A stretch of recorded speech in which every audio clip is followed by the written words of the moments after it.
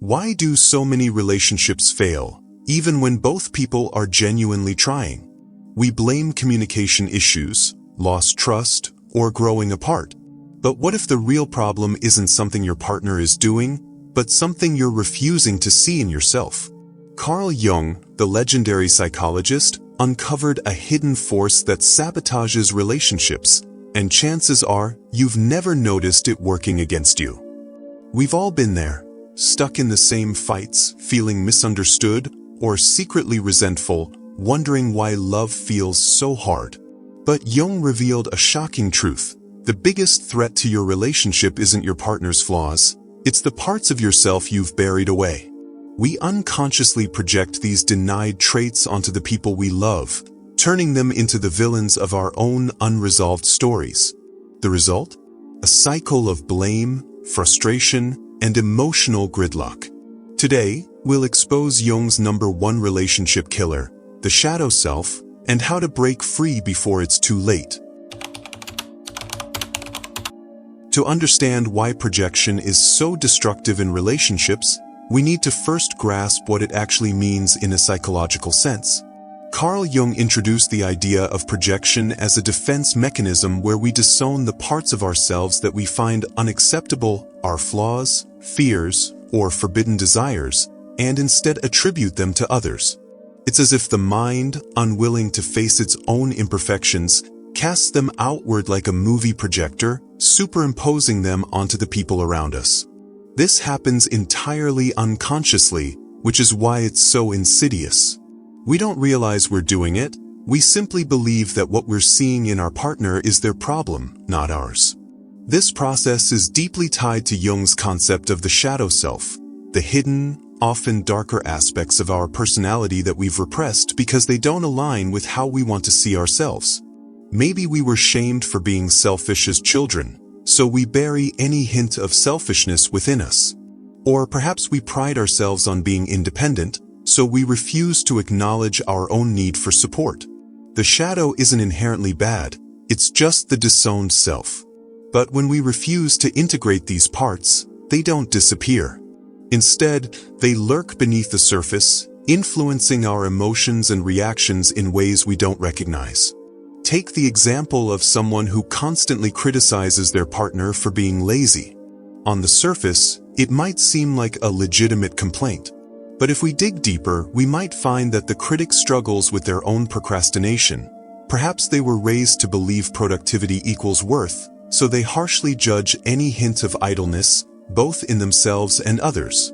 Instead of confronting their own guilt about wasted time, they focus on their partner's behavior, turning them into the embodiment of everything they fear in themselves.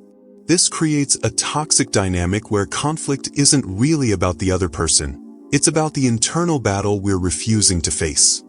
Modern psychology supports Jung's theories on projection, particularly in how defensiveness plays out in relationships. Studies have shown that when people feel threatened, whether by criticism, insecurity, or past trauma, they're far more likely to project their own unresolved issues onto their partner. Research in social psychology confirms that we're quick to spot in others what we dislike in ourselves, a phenomenon known as trait transference. For example, a 2018 study published in the Journal of Personality and Social Psychology found that individuals who were dishonest were more likely to assume others were lying to them, illustrating how projection distorts our perception.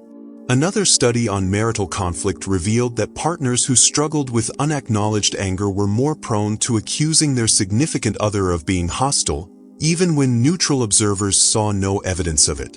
What makes projection so damaging is that it prevents genuine resolution. If I'm convinced my partner is the problem, I won't look inward. The real issue, my own unmet needs, fears, or denied flaws, remains unaddressed, guaranteeing the same fights will repeat.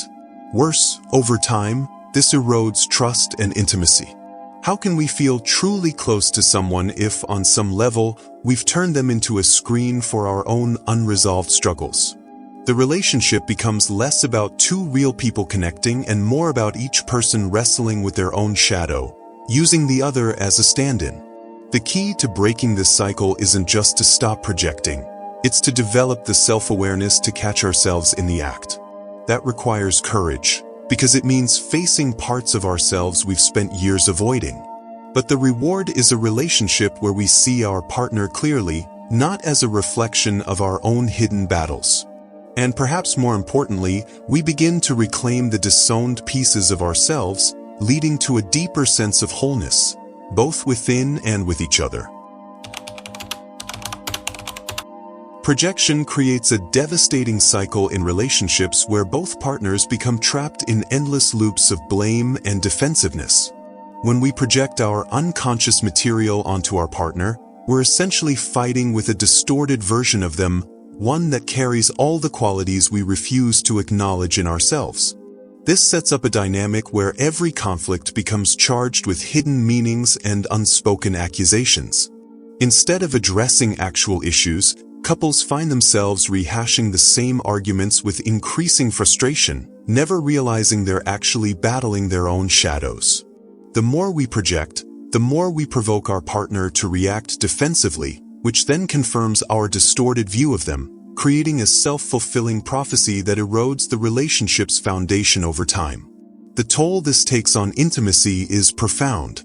Real connection requires seeing and being seen authentically, but projection acts like a smokescreen that obscures who our partner truly is.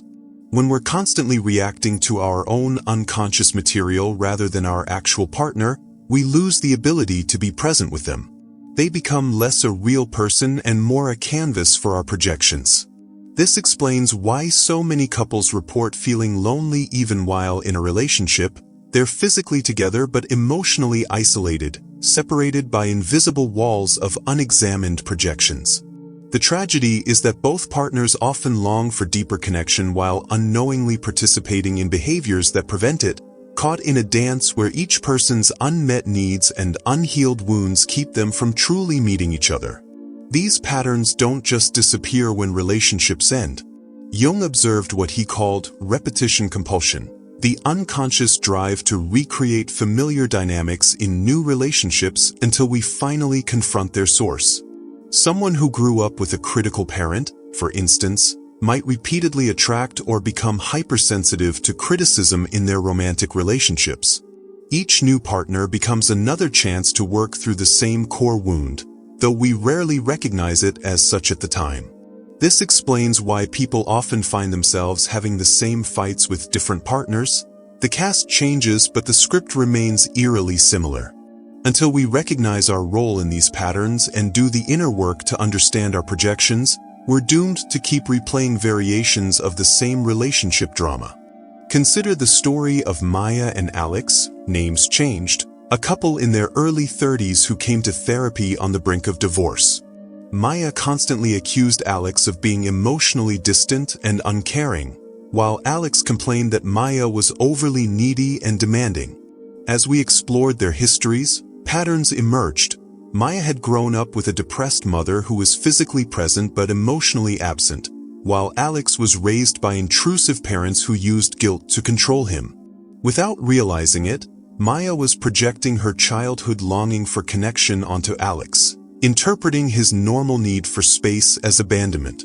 Meanwhile, Alex was projecting his fear of engulfment onto Maya, seeing her reasonable requests for closeness as attempts to control him. Their actual relationship had become secondary to these unconscious dramas from their pasts. It was only when they began to separate their projections from reality that they could start seeing and loving each other as they truly were. This case illustrates how projection doesn't just create conflict.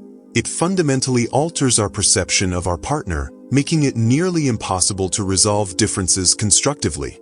When we're caught in projection, every disagreement feels existential because it's not just about the surface issue, it's about all the unconscious material we've attached to it. Small things trigger disproportionate reactions because they're not really about what's happening now, but about old wounds we've never healed. The relationship becomes a minefield where both partners walk on eggshells, not understanding why seemingly minor issues explode into major fights. Over time, this erodes goodwill and makes partners wary of each other, creating distance where there was once closeness. The most heartbreaking aspect of projection is that it often strikes hardest in relationships with the most potential. The qualities that initially attract us to someone frequently mirror aspects of our shadow. We're drawn to people who embody what we've disowned in ourselves. The free spirit falls for the responsible type. The intellectual is captivated by the artist. Early on, these differences feel exciting and complementary. But as the relationship deepens, those same qualities become sources of tension as we start to project our unresolved conflicts onto them. What was once admired becomes criticized, not because the partner changed, but because our perception became distorted by our unconscious material. This explains why so many relationships follow a trajectory from intense attraction to equally intense conflict. We were never really fighting with our partner, but with the parts of ourselves we saw reflected in them.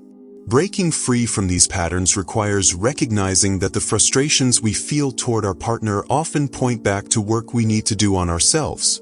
This isn't to say that all relationship problems are projections. Sometimes issues are genuinely about the other person's behavior. But when certain criticisms feel charged with unusual intensity, when the same fights recur despite attempts to resolve them, or when we find ourselves reacting in ways that feel disproportionate to the situation, these are red flags that projection may be at play. The path to healthier relationships begins with the uncomfortable but liberating realization that our partners are not responsible for fixing our inner wounds. Only we can do that work. When we reclaim our projections, we regain the ability to see our partners clearly and love them for who they truly are, rather than who we unconsciously need them to be. How to stop projecting? The journey to stopping projection begins with developing radical self-awareness, the ability to catch yourself in the moment when you're being hijacked by unconscious material. Those intense emotional reactions where you feel disproportionately upset, the criticisms that spill out with a little too much venom, the arguments where you find yourself saying the exact same things your parents used to say, these are all red flags signaling potential projection. The key is to pause when you notice your heart racing, your voice rising, or that familiar feeling of righteous indignation bubbling up. In that pause lies the opportunity to ask yourself a transformative question: is what I'm feeling entirely about my partner, or is some of this about me? This simple moment of self-reflection can short-circuit the projection cycle before it gains momentum. Once you've identified a possible projection, the next step is the courageous work of shadow ownership. This means turning your critical gaze inward and asking, could the very trait I'm judging in my partner exist in me, even in a different form? If you're irritated by your partner's neediness, might you have your own unacknowledged dependency? If you resent their selfishness, could there be times when you prioritize your own needs without realizing it? This isn't about self-flagellation or creating false equivalencies, but about honest self-examination. The traits we judge most harshly in others are often those we've worked hardest to suppress in ourselves.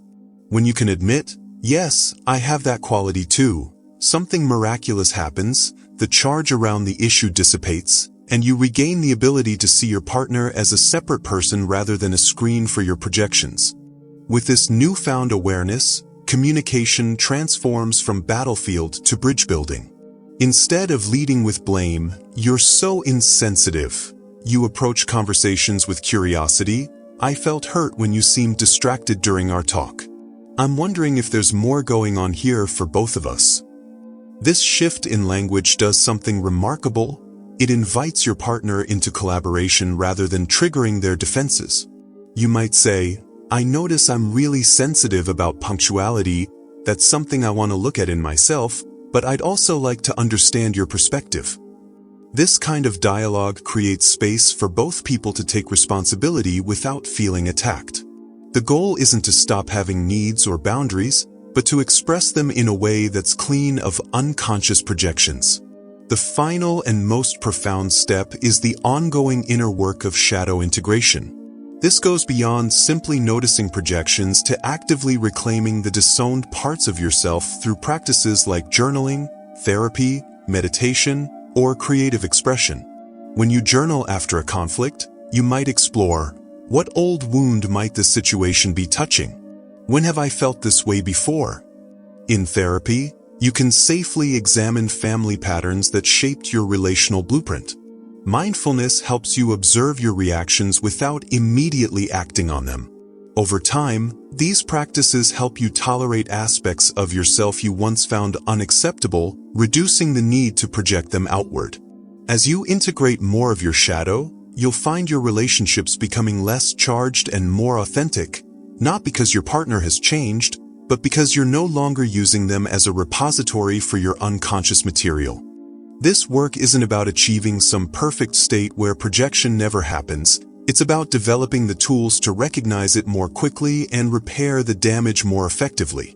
Even after years of practice, you'll still sometimes find yourself falling into old patterns.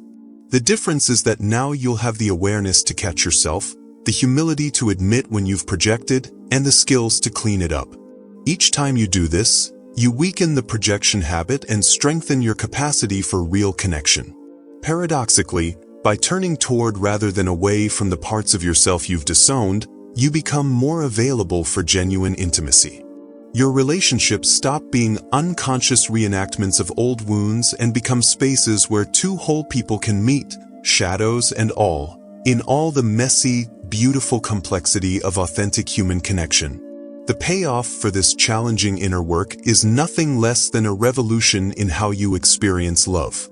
When you stop projecting, you begin to see your partner with fresh eyes, not as the villain in your personal drama, but as a fellow traveler doing their best. Conflicts that once seemed existential become manageable differences. Patterns that felt inescapable reveal themselves as opportunities for growth. You start to attract and maintain healthier relationships because you're no longer unconsciously seeking people who will play assigned roles in your inner theater. Most importantly, you reclaim the vital energy previously spent maintaining your defenses, freeing you to show up in your relationships and in your life with more presence, compassion, and authenticity than you ever thought possible. What we've uncovered today is perhaps the most challenging yet liberating truth about relationships. The conflicts we think are about our partner are often mirrors showing us the parts of ourselves we've been unwilling to face.